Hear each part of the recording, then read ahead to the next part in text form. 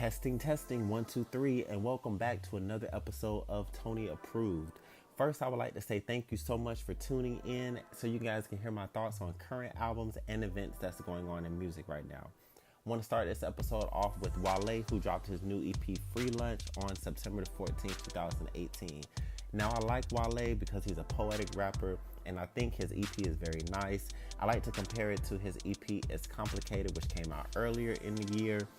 I like the fact that Wale has actually been releasing EPs lately. I think that's a nice idea.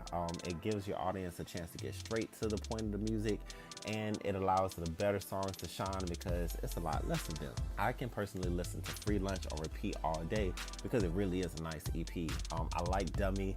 I like the fact that it reminds me of all the people that are unawake and unconscious spiritually, and they always think that they know more than me and they're smarter than me, but they're really sleeping on the bigger pictures of the world and what else is going on and other things that's going on. So I just be like, okay. Track 2, Ungrateful But Thankful, puts me in the mind of when you're being blessed with a lot of opportunities in life. Sometimes you get so caught up in the blessings that you really do forget to be thankful or to say, hey, I'm very grateful for everything that I've, received lately. One way, just as a tip that you can work on being grateful, is an idea that I got from one of my coworkers called 7 Minutes of Gratefulness. Basically, what you do is for 7 minutes, you just say, for 7 minutes straight, you time yourself and you say things that you're grateful for. This could be past, present, future, anything under the sun that you're grateful for, any person. Just constantly say that for 7 minutes. Try to say different things throughout the whole 7 minutes, because if you really push yourself, you'll be able to say 7 things that you're or 7 minutes worth of things that you're grateful for.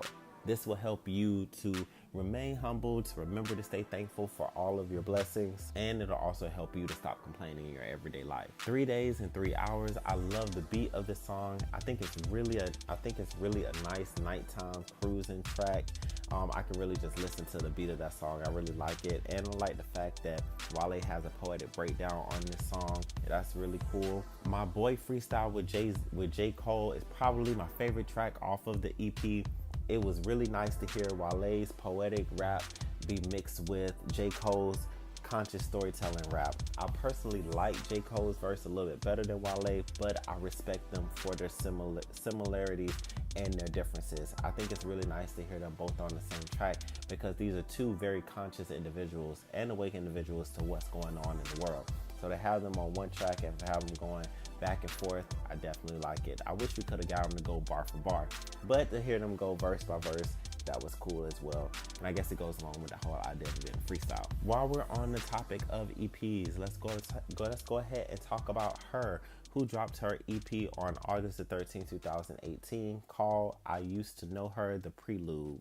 Now, I'm assuming that this is the introduction to her second album, since it's the Prelude is part of the title, or this could be her first album. I know she released a body work that was self-titled, but when you look on Tidal, it comes up under the compilation section. So I'm not sure if it was her first album or if it was just a compilation of songs. I consider it her first album, which would make this EP the prelude to the second album. I like her a lot. I actually started listening to her music after I saw her perform at the BET Awards when she performed Focus and Best Part. I had heard those songs previously, but when I really saw her perform them live, sing live, and play guitar, I was like, okay, let me check her out. And I checked out her self-titled album and, basically fell in love with her music. My favorite tracks off of her self-titled album would be 2, You. I like the first 3 tracks, Losing You, Avenues, Let Me In. The song Every Kind of Way. That song puts me in such a good mood, and it actually reminds me of Noah's Ark. And I bet Patrick Ian Polk would have actually used this song on the soundtrack. Even though she recently put out the EP, I was still stuck on her previous album. But the EP is nice as well. It only has 5 songs, so it's definitely a quick listen. I like Lost Souls. This song samples Lauryn Hill's song Lost Ones, and it's a very nice updated version of Lauryn Hill's song. On Lost Souls, H.E.R speaks about the different topics that are facing the youth and the culture while speaking from a conscious perspective. This will probably be my favorite song off of the EP. I like Against Me. This song talks about staying with somebody who you know that you need to walk away from, but you're just unable to. And I feel like a lot of people can relate to that, because sometimes we get in our love life and in our relationships, and even though they're not the great and the best, we try to still work it out to see if it's actually going to become better. I like the fact that halfway through the song, she has a spoken word breakdown. I thought that was really cool and a nice comparison. And I meant to mention that about her original EP. It actually has a nice spoken word type mood feeling to it. It's 21 songs, and you can actually listen to it straight through because it has nice similar mood.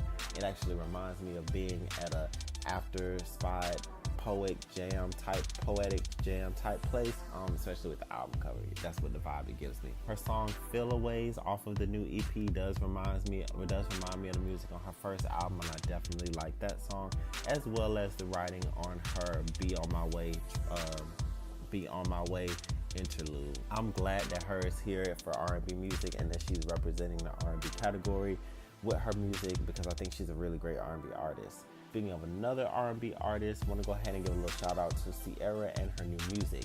Now, I'm assuming that Ciara is gearing up for a new album, and I'm really feeling the new music because it's all positive. She has her song Level Up with the remix featuring Missy Elliott and her song Dose. Now, both of these songs are perfect morning motivation songs. Level Up, of course, talks about staying focused, prayed up, and working to make sure that you get to the next level in life, while Dose reminds the listeners of the greatness inside of all of us and to keep moving forward even when you fall.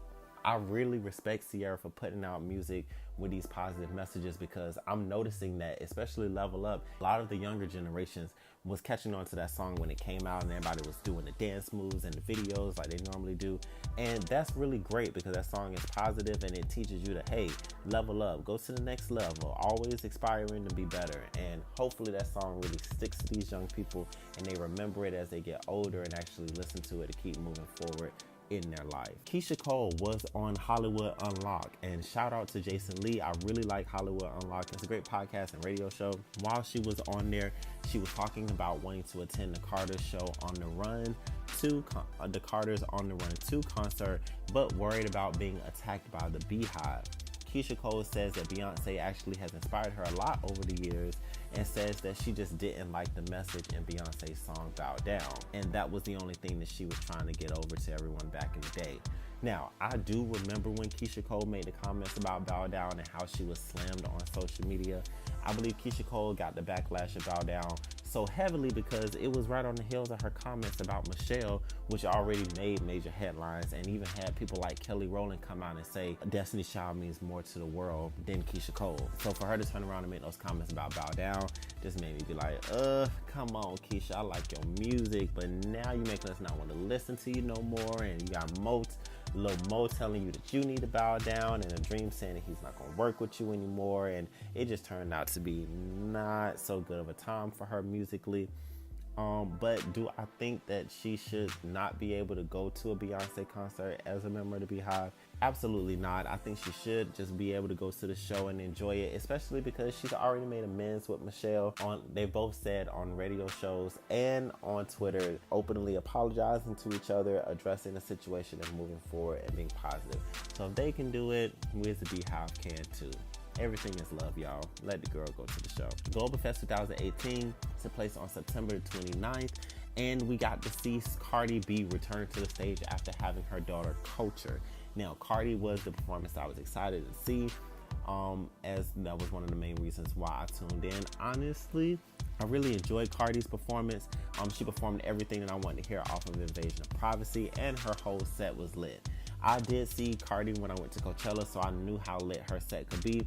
And once again, Cardi just reminds everybody that's listening that she really does have hits out here. I'm so glad she performed Buckethead live. That's my favorite song off Invasion of Privacy. Throughout her performance, she was out of breath and looking nervous at times, but she owned it. So, hey, I support Cardi.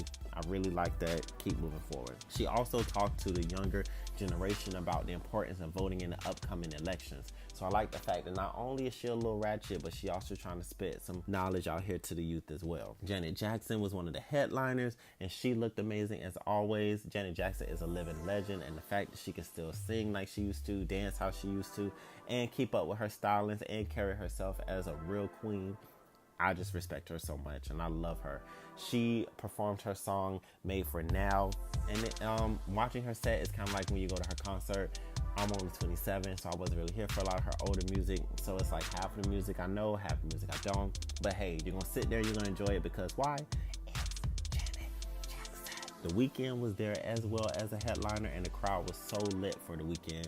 The Weeknd always sounds great live. He's another person that I saw at Coachella, and he did a really good set as well. Janelle Monáe was there, and she was all swaggied out. She performed songs off of her new album, off of her album, Dirty Computer, which I was happy to hear because that album is such a musical album that I love to hear it live because she really, really, really brings the music to life, and she's so cute while doing it. While she was on stage, she spoke directly to the Me Too movement and individuals who have been affected by sexual abuse.